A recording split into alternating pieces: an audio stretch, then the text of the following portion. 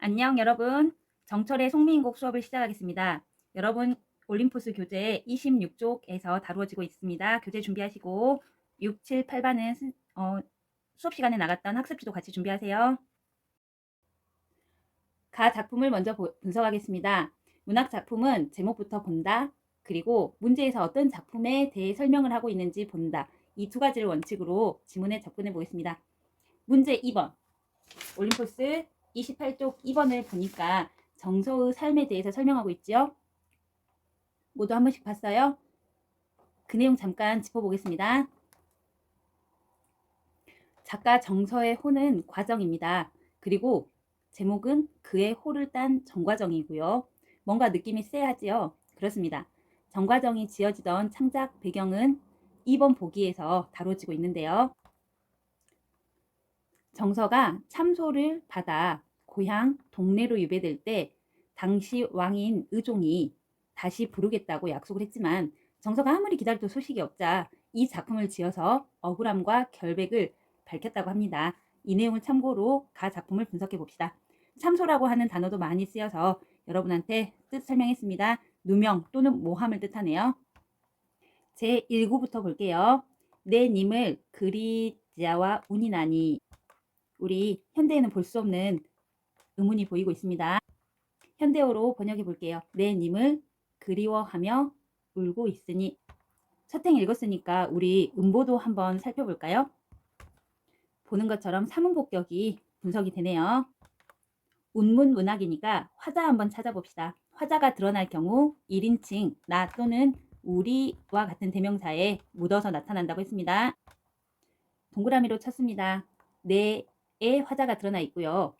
여기서 님은 정서가 처한 상황에 비추어 볼 때 임금을 뜻하겠습니다. 그리워하며 울다에 밑줄 하시고요. 화자가 느끼는 정서인데 님이 임금이라고 하면 임금을 그리워하다. 연군 지정이 드러나네요. 그리고 이 부분에서 님과 함께 있지 못하는 님의 부재 상황 또는 정서의 삶으로 보자면 귀양 갔던 시절을 예측해 볼 수 있겠습니다. 입구를 보겠습니다. 현대어로 번역하자면 산 접동새 나와 비슷하나이다. 여기서 접동새는 우리나라의 정안의 표상이 되는 새입니다. 나와 감정이 비슷하다 했으므로 감정이입이 드러나고요. 어떤 문학 해설서에서는 접동새를 화자의 정서가 드러나는 객관적 상관물로 분석하기도 합니다. 3구 가겠습니다. 아니시며 거칠으신달 아으. 여기서 아으는 여음구로서 뜻이 없는 부분이고요. 잠시 후에 형식적 특징에서 여음구에 대해 분석할게요. 그러면 아니시며 거칠으신들 무슨 말이에요? 아니고 거짓이란 뜻입니다. 뭐가 아니고 거짓이란 말이에요? 임금이 들었던 그 거짓 소문들, 거짓 소문이 아니고 임금이 들었던 그 소문들이 아니고 거짓이라고 이야기하고 있네요. 연결해서 보겠습니다. 소문이 아니고 거짓인 것을 잔월효성은 아실 것이라는 내용이죠. 여기서 잔월효성 기억합시다. 먼저 고전 운문에서 한자가 나오면 읽을 수 있는 만큼은 읽어주세요. 그러면 뜻이 분석될 겁니다. 여러분이 읽을 수 있는 글자 뭐가 있어요? 월 그리고 별성이 있네요. 잔월효성은 하늘의 별과 달이 알 정도로 즉 천지신명이나 절대적 존재를 뜻하고요. 간접적으로 자신의 무고함을 어필하고 있죠. 5구 가겠습니다. 여기에서 중요한 표현 나오네요. 녀다. 여다는 살다, 지내다를 뜻하는 고유어입니다. 그러면 오행을 해석할 수 있겠죠. 넋이라도 현대어로 이런 기억 시옷의 넋, 영혼을 뜻하죠. 영혼이라도 님과 한데 있고 싶어라. 이렇게 해석해 볼 수 있겠네요. 6행에 또 잘 기억해야 할 어휘가 나와서 먼저 소개하겠습니다. 벽이다. 뭐랑 비슷해요? 현대어 우기다. 그럼 현대어로 해석해 봅시다. 우기시더니 뉘러시니까 나를 죄가 있다고 우기던 사람 이어적기가 되어 있네요. 누구입니까? 라고 물어보고 있죠. 이 행에서는 정서가 자신을 모함한 이들에 대한 원망 또는 원망의 어조를 우리가 느낄 수 있을 것 같습니다. 7행 볼게요. 자신의 결백을 이번엔 직접적으로 주장하고 있습니다. 과도 허물도 천만 없소이다. 난 정말 지나침도 허물도 없습니다. 라고 직접적으로 자신의 결백, 무고를 주장하고 있습니다. 말이신디어. 이건 무슨 말일까요? 말이 마르다라는 뜻으로서 자신을 모함하는 자들의 말뿐인 것이다. 진실 아니다. 그런 의미를 보여주는 행위죠. 9행 가겠습니다. 중요한 표현 나왔습니다. 사르뿐디어. 슬프구나로 해석할 수 있고요. 이 부분은 정서의 감정이 직접 표출된 부분으로서 우문에서 감정이 직접 표출되는 부분은 매우 중요합니다. 이 시에서는 지금 이러한 정서들이 직접 표출되고 있네요. 10행 한번 읽어볼게요. 님이 나를 하마 니드시니까. 무슨 의미예요? 님이 욕 아닙니다. 님께서 나를 벌써 잊으신 것인가? 님아 나를 벌써 잊으셨습니까? 라고 정서가 말하고 있는데 여기에서도 역시 우리는 원망의 어조를 찾아볼 수 있겠습니다. 아소님하 도람 들으샤 괴오쇼셔. 여기에서 중요한 표현 나오네요. 괴다. 그래서 마지막 행을 이렇게 해석해 보겠습니다. 아 님이시여 도람 돌이켜 들으시고 괴오쇼셔 라고 했습니다. 여러분 님한테 사랑해주세요 라고 말하는 직접적인 의도는 뭘까요? 여기에선 소망이 드러나 있고요.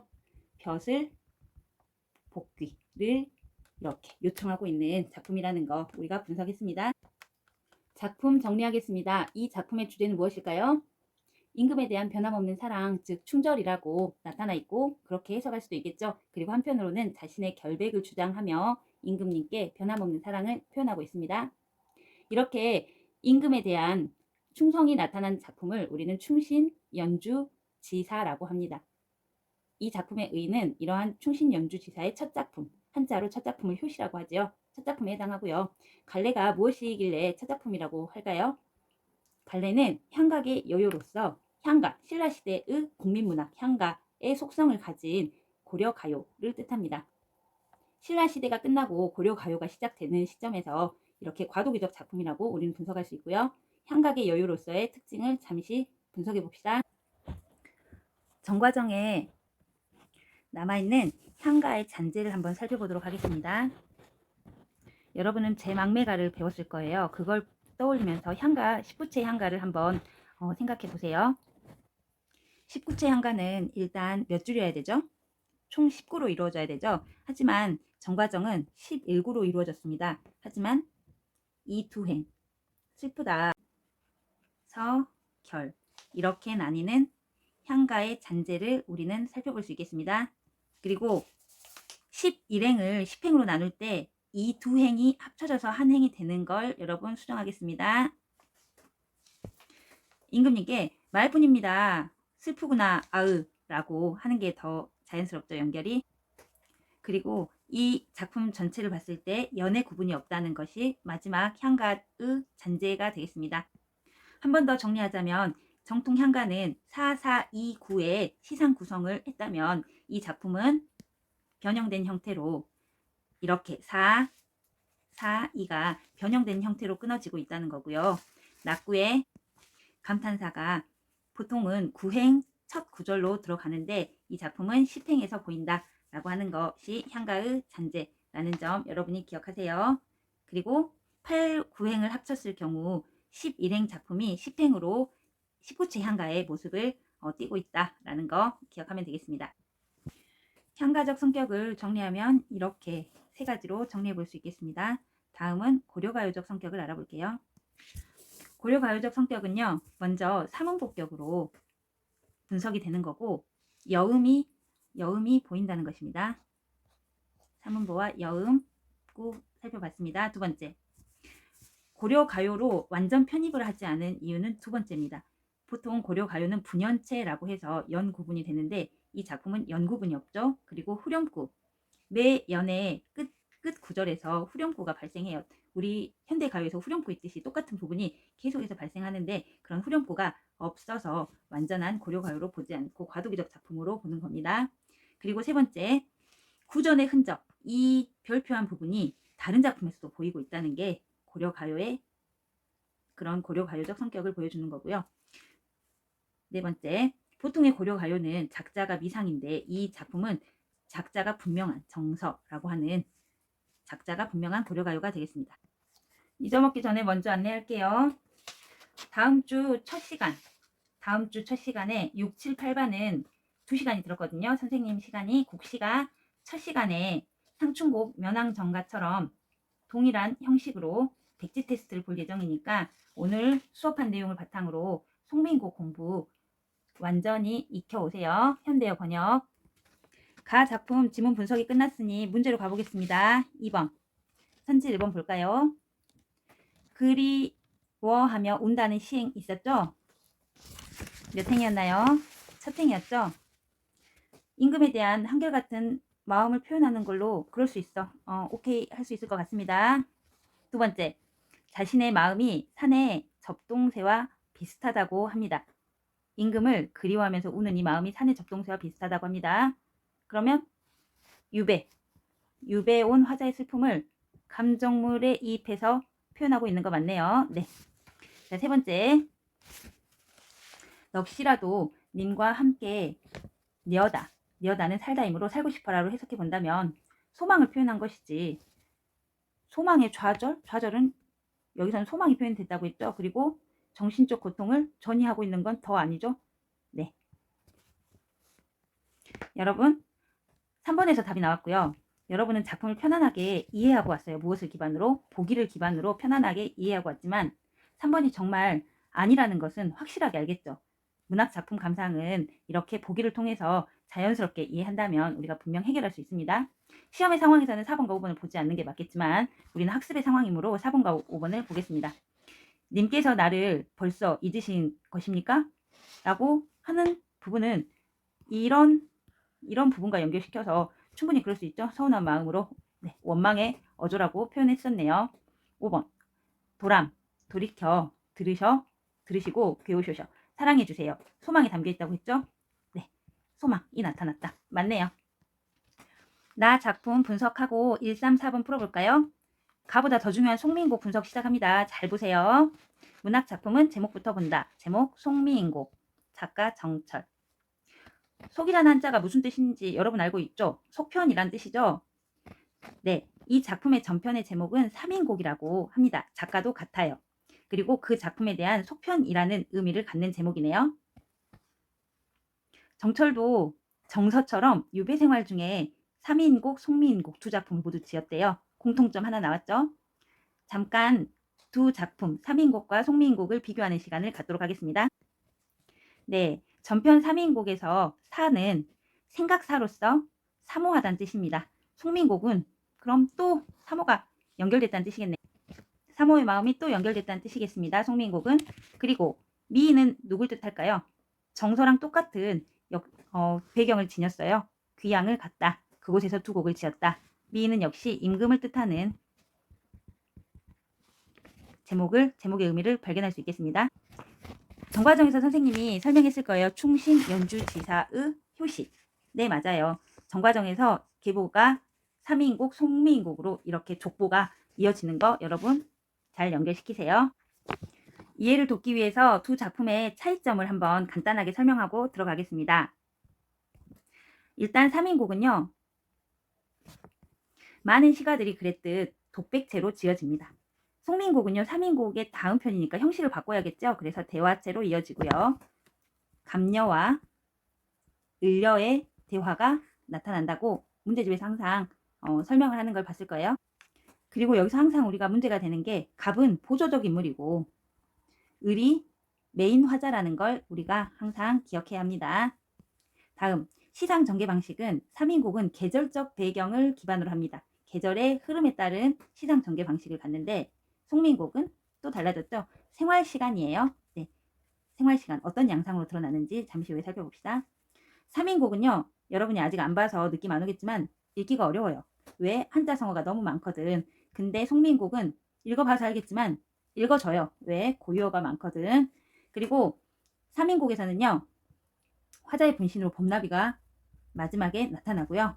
송민국에서도 화자의 분신으로서 나골과 구준비가 나타난다는 이러한 내용을 우리가 작품에서 한번 분석해 보도록 합시다. 선생님이 방금 메모에서 이야기했었죠. 감녀와 을녀의 대화로 이루어진다고요. 누가 먼저 말을 시작할까요? 감녀가 먼저 시작하겠죠. 그러니까 갑이겠죠. 어디까지 감녀의 대사가 이어지는지 살펴보겠습니다. 저 가는 저 각시 어디서 본 듯도 하구나. 천상 백옥경을 어찌하여 이별하고 해 다 저문 날에 누구를 보러 가시는고. 어와 너로구나. 내 사설 좀 들어보. 느낌 오죠? 1행부터 3행까지가 갑의 대사였다는 거 느낌 옵니다. 그리고 보조적 인물인 갑은 질문을 하고 있습니다. 이거 서리법 아니에요. 그럼 감녀가 언급한 저 각시는 을려라는 거 알 수 있겠고요. 2행 천상 백옥경을 어찌하여 이별하고. 원래 천상 하늘 위엔 누가 살아요? 적어도 임금은 안 살겠죠. 근데 임금님한테 천상 백옥경에 있는 존재로 묘사하고 있다면 백옥경의 원관념은 궁궐이고 미화법 엄청 대단하게 아름답게 묘사하고 있다는 걸 알 수 있겠습니다. 이별했습니다. 임금님과 이별했다. 을의 상황이 유배의 상황이다 라는 걸 알 수 있고요.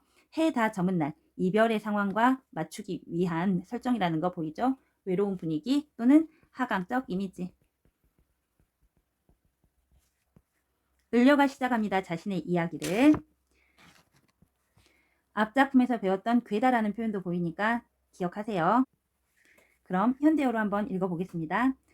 너로구나. 내 사설 좀 이야기 좀 들어보시오. 내 얼굴 이 거동이 님 사랑받을만 했었는데 한가마는 님 사랑받을만 해서 을려 잡뻥녀였죠. 어쩐지 날 보시고 너로다. 여기 실세. 누가? 님이 임금이 너로다. 넌 내 스타일이야 라고 찍었나 봐요. 그래서 나도 님을 믿었고 군뜻이 전혀 없이 일에 중요한 표현이라고 했었죠.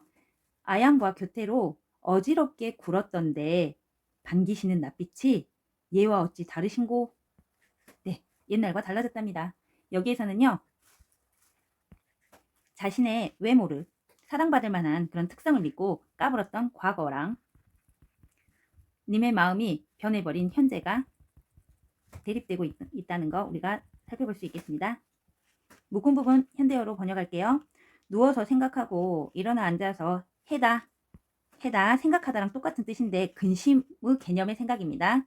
아무튼 이렇게 저렇게 생각을 해보니 내 몸에 지은 죄가 뇌같이 쌓였으니 하늘을 원망할까 사람을 허물할까 서러워 풀쳐 해니 서러워 풀어 헤아리니 해다 또 나오죠. 조물의 탓이로다. 여기서는 어떤 내용이 나오고 있어요? 생각하고 있습니다. 그 원인을 임금 마음이 바뀐 원인을 생각해 보고 있는데 결론을 어떻게 짓고 있어요? 내 몸에 지은 죄 때문이구나. 첫 번째 이유. 그게 너무 커서 뇌는 산을 뜻합니다. 그리고 사람을 허물하겠냐. 님을 원망하지 않구나. 님을 원망하지 않구나. 엄청 중요하죠. 왜 중요한가요? 가작품 정과정에서는 님을 원망했거든. 그러니까 이렇게 엮어 읽으면서 서로 대립되는 지점 잘 찾아보면 좋겠죠. 그러고 다시 한번 생각을 해보니까 이제는 님 마음이 바뀐 게 조물주의 탓인 것 같더래요. 조물주의 탓 옆에 쓰세요. 운명론적 세계관 또는 숙명론적 세계관. 이렇게 원인을 님의 마음 바뀐 원인을 내 탓과 운명 탓을 하고 있는 화자를 알 수 있겠네요. 님 원망 안 한 거 중요하다고 했어요. 그랬더니 갑자기 글란 생각마오. 이건 누가 말했겠어요? 갑이죠. 갑의 위로. 갑은 송민고구에서 총 5줄 등장합니다. 처음 3줄 보이죠? 그리고 5분의 4 나왔어요. 그리고 마지막 한 줄은 어디에서 나오는지 우리가 또 이따 살펴봅시다. 아까는 내 이야기 좀 들어보라고 하더니 이번에는 미친 일 아니에요. 맺힌 일이 이시야이다. 이젠 또 맺힌 일이 있대요. 맺힌 일은 뭔가 봅시다. 님을 외셔봐서 님의 일을 내 알거니 물같은 얼굴 밑줄하세요. 님의 연약함이라고 쓰세요. 연약한 님이 편하게 사시나? 걱정. 맺힌 일은 걱정이구나. 춘향 고열도 잘 지내시나? 추일 동천도 누가 잘 보시나? 봄, 여름, 가을, 겨울이 다 드러나네. 그런 시간 동안 겪는 어려움을 잘 겪어내시는지 걱정하는 거죠. 결론은 걱정이라는 거예요. 또 죽조반 조석. 여러분 옆에 점이 나왔죠. 조반 앞에 먹는 죽이래요. 그리고 아침조 저녁석. 아침 저녁밥을 뜻한대요. 왜? 아까 여기서 왜는 뭐였어요? 산이었죠. 엄청 크다의 의미고 여기에서는 진지를 뜻하네요. 같은 글씨 다른 뜻 중요할 수밖에 없겠죠. 얘와 같이 잡수시는가? 또 걱정하네요. 기나긴 밤의 잠은 어찌 잘 주무시는가? 또 걱정하네. 매친일의 정체는 걱정이라는 거 알았습니다. 여러분 우리가 면왕정가와 상충곡에서 외우세요 했던 고유어를 잘 외워왔다면 이렇게 잘 써먹을 수 있을 거예요. 지금이라도 안 늦었으니까 선생님이 중요하다고 외우라고 한 단어들은 잘 외우세요. 님 계신 쪽 소식을 아무렇게나 라도 알자 하니 알아보려고 하는데 오늘도 다 갔네요. 내일은 사람 올까? 여러분 화자의 정서 어떤 정서가 드러납니까? 오늘 다 갔고 내일은 사람 올까? 기다림. 절대 원망 안 한다고 했다. 내 마음 둘 데 없다. 어디든 가봐야겠다. 두 번째 화자의 정서 방황. 방황의 첫 장소 나옵니다. 잡거니 밀거니 해서 산에 가려면 바위를 잡거나 밀거나 해야겠죠. 높은 산에 올라가니 왜 올라갔을까? 님 소식 들으려고. 근데 구름은커녕 안개는 무슨 일이야? 산천이 어둡거니. 산천이 어두운 이유는 뭐예요? 구름하고 안개 때문에. 그래서 1월이 안 보인대. 그리고 지척 아주 가까운 옆에 있는 것도 모르겠더래요. 왜? 구름하고 안개 때문에. 근데 천리를 어떻게 보겠냐고. 아 여러분 님을 만나고 싶어하는 화자의 마음을 장애물이 지금 계속 가리고 있는 거 보이죠? 뭐예요? 구름하고 안개가 왜 올라갔을 때 만난 장애물이구나. 그리고 두 번째로 간 방황의 장소는 어디예요? 차라리 물가에 가서 백길이나 보자고 해봤는데 바람이랑 물결이랑 어둥정 어지럽게 돼서 사공이 가버렸대요. 그리고 빈 배만 걸렸나니 배 타고 님한테 가보려고 했을까? 근데 사공이 뭐 때문에 어디 가버렸어요? 바람하고 물결 때문에 사공은 가버리고요. 배가 비어있네요. 빈 배만 걸려있네요. 그럼 봐봐. 사공이 어디 갔으니까 빈배라고 안 해도 배가 비었는지 다 알 거야. 근데 왜 굳이 빈배라고 했을까요? 화자의 마음이 외로워서 빈배라고 표현한 거고 이 배라고 하는 사물에 화자의 심정이 투영됐으니까 우리는 이 사물을 객관적 상관물이라고 부를 수 있겠는 거죠. 사공이 없으니까 어쩔 거야. 강천에 혼자 서서 지는 해를 굽어보고 님 쪽 소식은 더욱 아득했대요.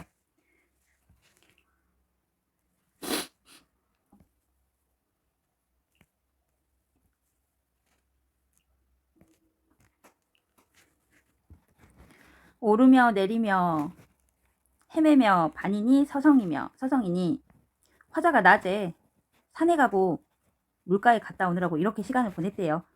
적은덧 어느덧 역진 힘이 다해서 넉다운 돼서 풋잠을 잠깐 드니 화자의 정성이 지극했던지 꿈에서 님을 보게 됐네요. 근데 옷 같은 얼굴이 늙어버렸어요. 여러분 꿈에서 겨우 님의 얼굴을 봤는데 얼굴이 늙어 있어요. 화자는 어떤 심정일까요? 정서, 안타까움이겠죠? 그리고 계속해서 꿈의 상황이 안타깝습니다.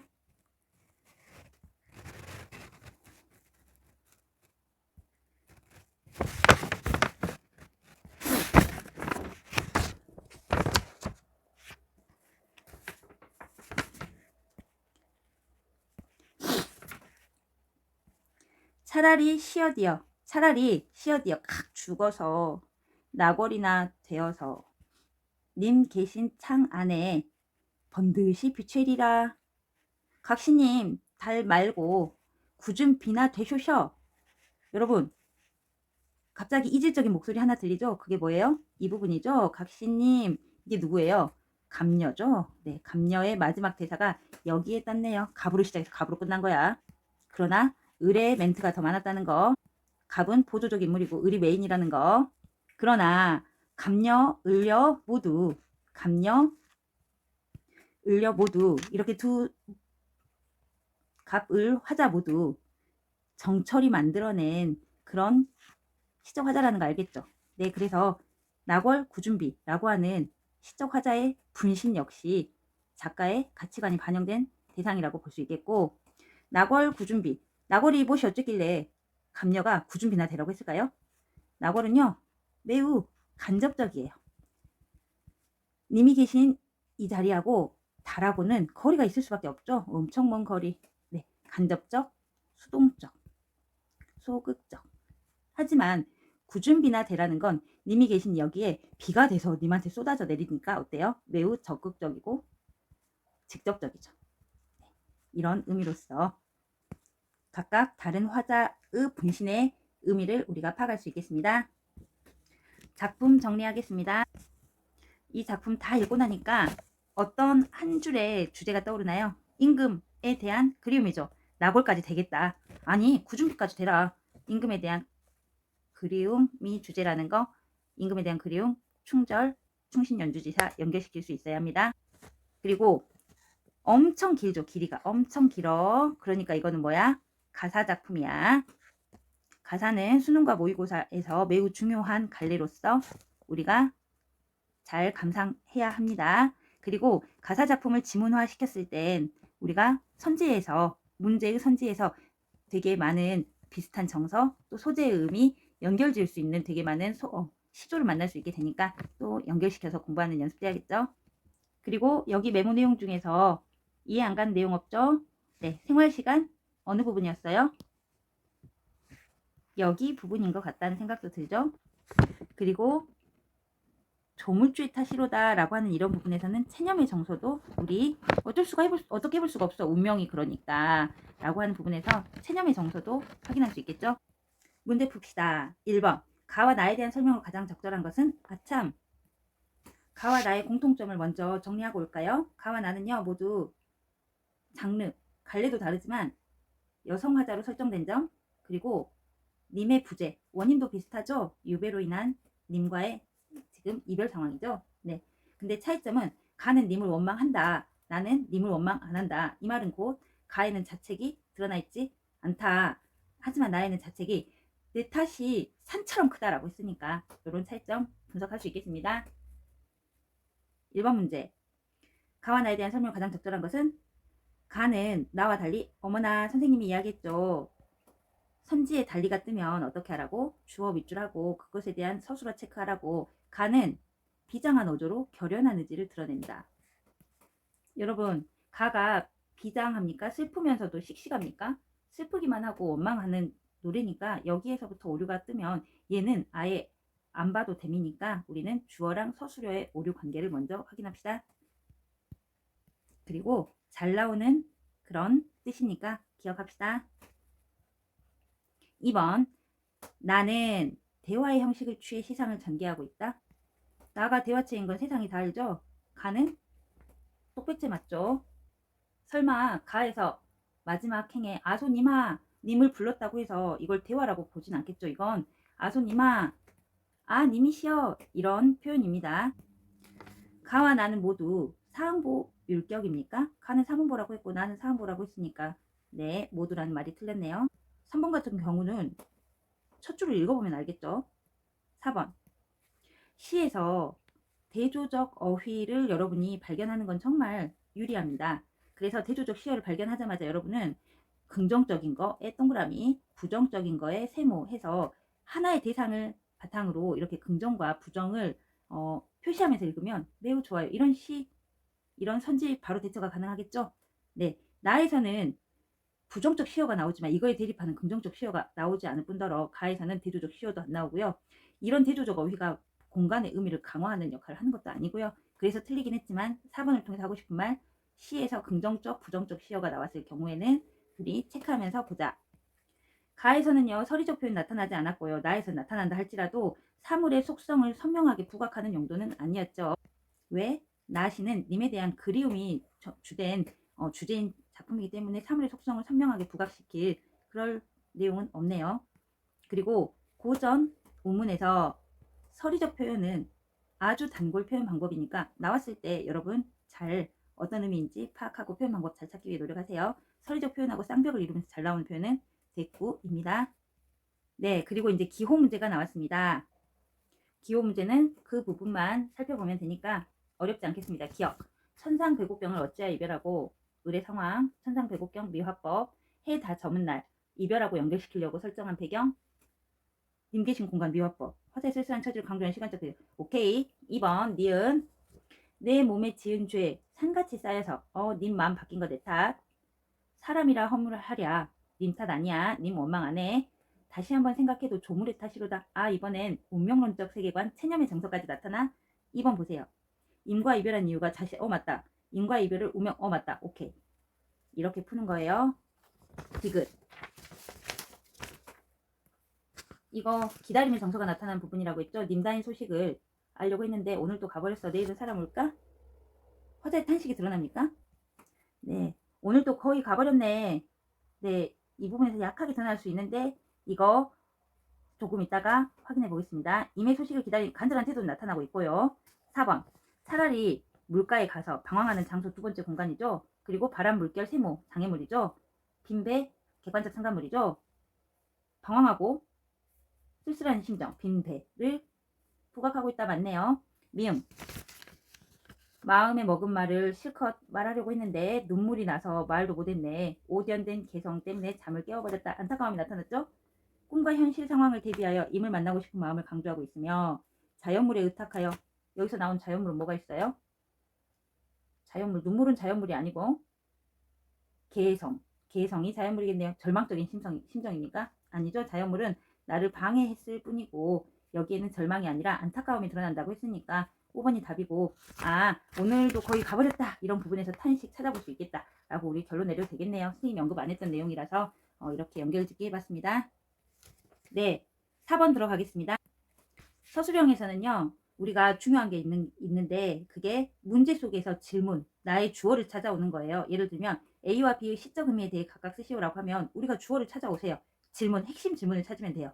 A와 B에 대해서 물어봤잖아. 그러면 A는 이라고 주어를 찾아오세요. 문제에서. 그리고 B는 이라고 주어를 가지고 오는 겁니다. 그리고 시적 의미에 대해서 물어봤다는 이 조건에 입각해서 우리가 A와 B의 답을 서술어만 찾아가면 되겠죠. 일단 주어를 잡아놓으면 뒤에 서술어 찾는 건 어렵지 않습니다. A가 아마 잔월 효성이었을걸. 나의 결백을 간접적으로 드러내는 그런 소재였죠. 절대적인 대상이었지. 그래서 근데 이 생각을 말로만 써. A는 내가 화자의 결백을 입증해 줄 수 있는 존재. 그냥 시적 의미를 물어봤으니까 A를 어떻게 해석했는지만 적으면 되겠죠. B는 뭐예요? B 나궐이죠? 을려 입장에서 화자의 분신이지? 그러면 그렇게 쓰면 되지. 화자의 소망을 이루기 위한 분신. 서술형이니까 뭘로 끝나야 돼? 주어로 시작했으니까 이다. 그리고 한번 읽어봐. 존재, 이고. 문장 붙여주면 하면 되는 거죠. 이렇게 해서 문제 속에서 주어를 찾고 서술어는 그러면 나오기가 훨씬 더 쉽다는 거 기억하면서 우리 오늘 또 고생했습니다. 6, 7, 8반은 송민곡 방금 해석 내용을 바탕으로 수능 다음 주 첫 시간 백지 테스트 볼 준비해 갖고 오세요. 안녕.